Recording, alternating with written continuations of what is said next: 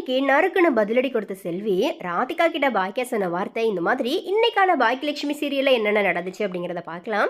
So அந்த வகையில் கோபி ஹாஸ்பிட்டலில் இருக்கிற விஷயத்த பாக்கியா ராதிகா கிட்ட சொல்லியிருக்கிறாங்க. ராதிகா ஹாஸ்பிட்டலுக்கு வந்த இடத்துல சில பிரச்சனைகளுமே நடந்துச்சு.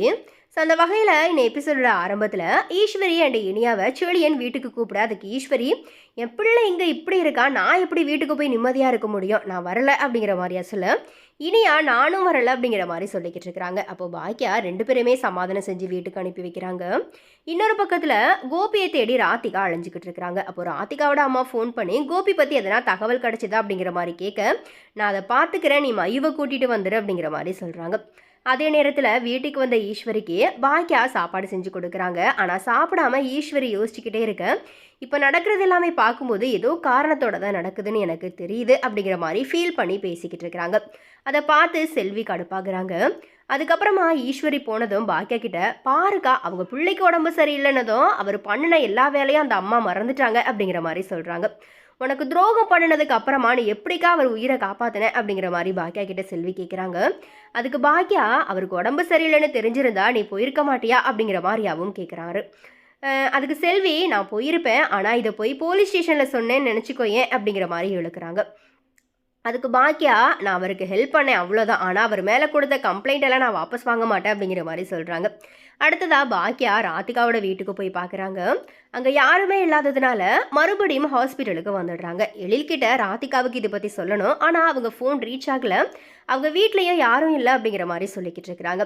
அடுத்த கட்டத்தில் ராதிகா டயர்டாக வீட்டுக்கு வந்திருக்கிறாங்க. அவங்களுடைய அம்மாவும் ஐயும் வெளியே கடைக்கு போயிருக்கிறாங்க. அவங்களுக்கு ராதிகா கால் பண்ணி கோபி இன்னும் கிடைக்கல அப்படிங்கிற மாதிரி சொல்லிக்கிட்டு இருக்கிறாங்க. அந்த நேரத்தில் பாக்கியா ராதிகாவுக்கு கால் பண்ணி நீங்கள் ஹாஸ்பிட்டலுக்கு வாங்க அப்படிங்கிற மாதிரி கூப்பிடுறாங்க. ராதிகா என்ன விஷயம் அப்படிங்கிற மாதிரி கேட்க, பாக்கியா விஷயத்த சொல்லாமல் நீங்கள் ஹாஸ்பிட்டலுக்கு வாங்க சொல்கிறேன் அப்படிங்கிற மாதிரி சொல்கிறாங்க. அதுக்கப்புறமா ராதிகா ஹாஸ்பிட்டல் வந்ததும் கோபியை ஹாஸ்பிட்டலில் சேர்த்துருக்கேன் அப்படிங்கிற மாதிரி சொல்கிறாங்க. பாக்கியா பேசிக்கிட்டு இருக்கும்போதே ராதிகா டக்குன்னு ஹாஸ்பிட்டல் போகிறாங்க. அங்கே ஈஸ்வரி ராதிகாவை பார்த்து, இவ எதுக்கு இங்கே வந்தா, இவளை கல்யாணம் பண்ணதுக்கு அப்புறமா தான் என் பிள்ளைக்கு 2 தடவை ஹார்ட் அட்டாக் வந்திருக்கு அப்படிங்கிற மாதிரி கோவப்படுறாங்க. அப்போது அங்கே வர்ற நர்ஸ் ஈஸ்வரி கோவமாக திட்டுறதுக்கு ஈஸ்வரியை திட்டுறாங்க. அதுக்கப்புறமா பாக்கியா ராதிகாவை தனியாக கூட்டிகிட்டு போயிட்டு, கோபிக்கு கார் ஓட்டிகிட்டு இருக்கும்போது ஹார்ட் அட்டாக் வந்துருச்சு, எல்லாருக்கும் கால் பண்ணி ட்ரை பண்ணியிருக்காரு, யாரும் எடுக்காததுனால எனக்கு கால் பண்ணாரு, நான் தான் அவரை ஹாஸ்பிட்டலில் கொண்டு போய் சேர்த்தேன் அப்படிங்கிற மாதிரி சொல்லிக்கிட்டு இருக்கிறாங்க. அதுக்கு ராதிகா அழுதுகிட்டே இருக்க பாக்கியா அவங்களுக்கு ஆறுதல் சொல்கிறாங்க. ஸோ இப்படியா இன்றைக்கான எபிசோடுமே பார்த்தீங்க அப்படின்னா முடியுது. அண்ட் அதே போல் இந்த சீரியல் முடிய போகுது அப்படிங்கிற மாதிரி எல்லாருமே சொல்லிக்கிட்டு இருந்தாங்க. பட் அதில் தான் ஒரு பயங்கரமான ட்விஸ்ட் இருக்குது. கோபியை திருந்துற மாதிரி இனி அடுத்த கட்ட கதையை கொண்டு போகிறாங்க. பட் இந்த சீரியல் இப்போதைக்கு முடிகிறதுக்கு வாய்ப்பு இல்லை அப்படிங்கிற மாதிரி இந்த சீரியலில் நடிக்கிற நடிகர் கோபி அவர்களை பார்த்தீங்கன்னா இப்போ ரீசெண்டாக ஒரு வீடியோவை வெளியிட்டிருக்கிறாரு. ஸோ எனவே இது குறித்த உங்களுடைய கருத்துக்கள் என்ன அப்படிங்கிறத மறக்காம கமெண்ட்ஸில் பதிவு பண்ணுங்கள்.